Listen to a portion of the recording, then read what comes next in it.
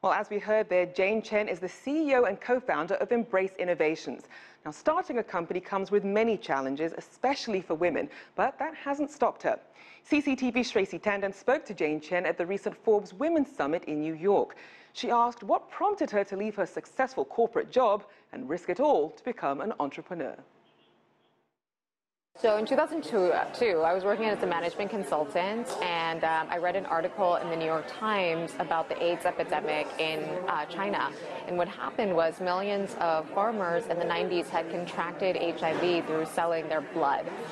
But the way the blood was collected was very unsanitary, and as a result of that, 60 to 80% of the adult population in these areas became HIV positive. And I think reading that article really changed my perspective in that a light bulb in my head went off, and I realized that we are amongst the luckiest people in this world. You know, we've won the genetic lottery, but I could have just as easily been born into a different life and suffered this horrible consequence as a result of that. And so I decided at that point that I wanted to use all of the opportunities I had been given to help people who are less fortunate. And I quit my consulting job, joined a startup nonprofit that was providing help to the orphans who had been left behind, and that really changed the course of my life. How did you come up with this idea?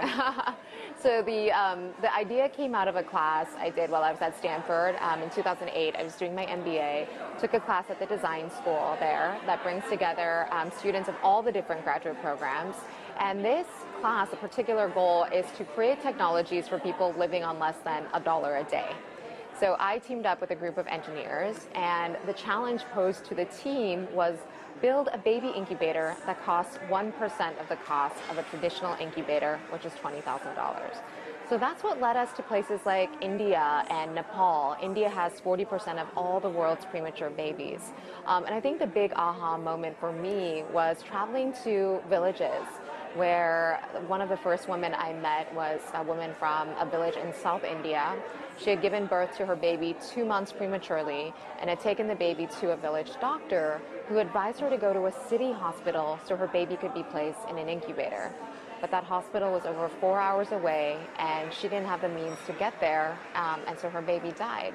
And since then, I've heard dozens of similar stories. And that's what led us to the conclusion that what was needed was not just a lower cost version of what exists today, but something that functions without a constant supply of electricity. And that's easy enough for a mother, a midwife, or a village healthcare worker to use. Why do you think that you've succeeded in an industry and a time when so many startups tend to fail? I think a number of things. One is just having a really clear mission and purpose. And I think with four co-founders with completely different backgrounds, people often remarked that it was so fascinating that we stayed together for so long. And I think the reason is because we were united behind this common vision. And I think when you are working with multiple stakeholders, that really helps to push everyone forward in a common direction. So I think that's one piece of it.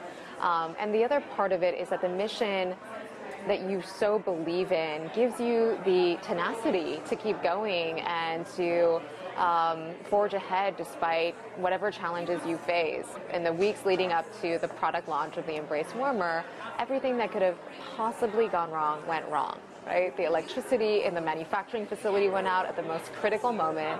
A piece of our product that we had to ship from the U.S. was stuck in customs and they wouldn't release it. I remember something was stitched incorrectly and I had to hand stitch it myself onto these little sleeping bags. So finally, we got that first product ready to deliver to our first customer, a doctor. And then on the way to the doctor's office, we got a flat tire. And this was in India. So the whole team got out of the car, we jumped into a rickshaw, and we delivered that product to our first customer. And to me, that's what entrepreneurship is all about, which is doing whatever it takes to get past the obstacles that get in your way to reach your final goal. So I know that you've received backing from some pretty big names, such as Beyonce, as well as Salesforce CEO Mark Benioff. Talk to me about the importance of having big celebrity names or CEO names attached to your company and your product. Oh, it's been tremendously helpful. Mark has been one of our investors. Salesforce is a part of our corporate partners program where they're gifting the Little Lotus swaddles to all of their employees who have new babies. And having that kind of support behind us has just been incredible. This company would not exist today if Mark Benioff didn't believe in our mission and the mission to save babies around the world. And similarly, through the help of Gucci and Beyonce and Chime for Change, Beyonce made a contribution to our nonprofit partner, the Millennium Promise, to get the Embrace warmers into 9 countries in sub-Saharan Africa. And as a result of successful pilot projects, we're looking at expanding that much more broadly. So all of those things have been incredibly helpful. I think in a startup, every bit of help goes a long way.